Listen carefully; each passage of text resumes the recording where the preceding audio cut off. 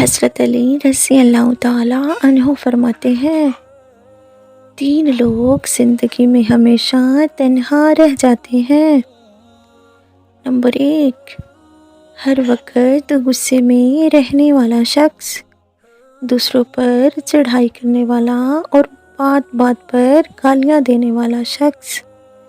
اس کی بد کلامی اور بد زبانی کی وجہ سے اس کو حقارت کی نظر سے دیکھتے ہیں اور اس سے دوری اختیار کر لیتے ہیں اور وہ ہمیشہ کے لیے تنہا رہ جاتا ہے۔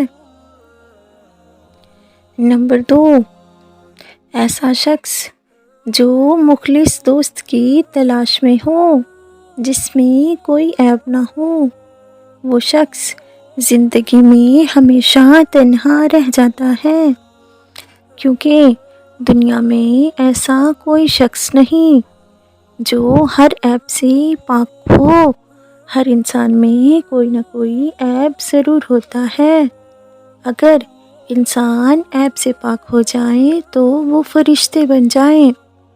حضرت علی رضی اللہ تعالیٰ عنہ فرماتے ہیں، جو بے عیب دوست تلاش کرتے ہیں وہ زندگی میں ہمیشہ تنہا رہ جاتے ہیں۔